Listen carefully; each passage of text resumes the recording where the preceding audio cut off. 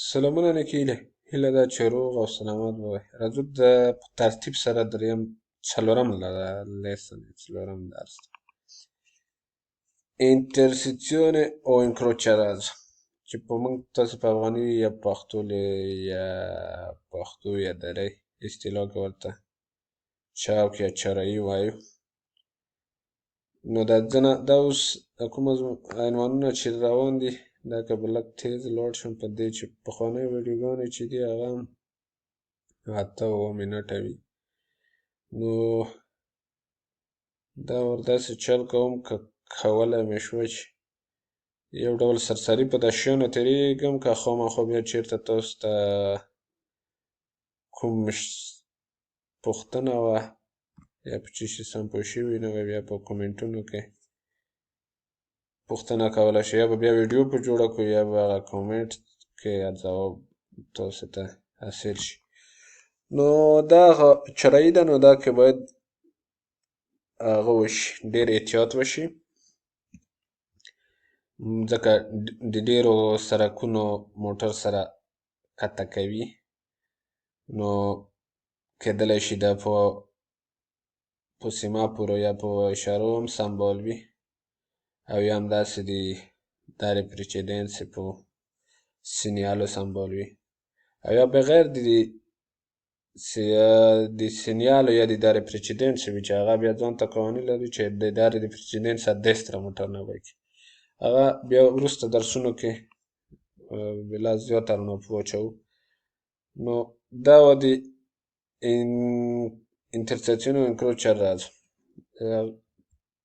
مشخص یا هغه کمه زیاته پېژندنه. ښه، incrociadas è un'intersezione tra due o più strade che si incrociano allo stesso livello. Può essere regolata a semaforo, richiedere massima attenzione perché si possono incrociare i veicoli. هماغه شان لکه مخکې مو چې وې نو یې چې احتیاط به کوئ ځکه چې دلته زیات موټر یو بل سره قطع کوي او دا کېدلی شي په سیماپورو یا په اشارو هم سمبال وي یا بغیر د اشارو وي. راځو intersezione a livelli spalsati دا هم چنان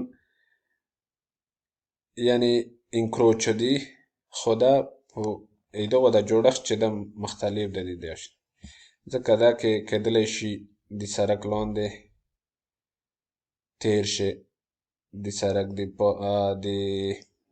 څه ورته ویلی شي رامپې ولري، یو ډول چړایي غوندې وړه چړایي یا سوتوپاسي یا سوراپاسي پله د لاندې او د پل د پاسه.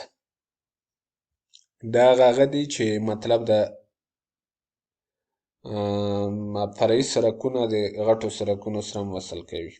دغه انکروچ دي، کېدلی شي دا هم په هغه نه سمبال وي په اشارو او یا بغیر د اشارو وي، خو دغه هغه چې ده لږ مختلف ده د جوړښت یې د دغه نه، ځکه دا په د پله لاندې یا د پله د پاسه یا سوتوپاسو چې د مځکې لاندې دغو لارو هم ته کولی شي چې عمومي سرکونو ته ووځي.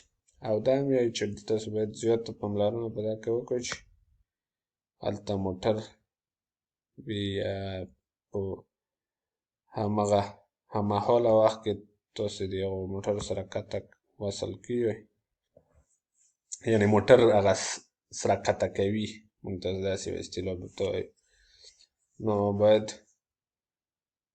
massima attenzione ولرو، یعنې ډېر احتیاط پکار ده. او دا هم کېدلی شي په اشارو سمبال وي او یا بغیر د اشارو وي.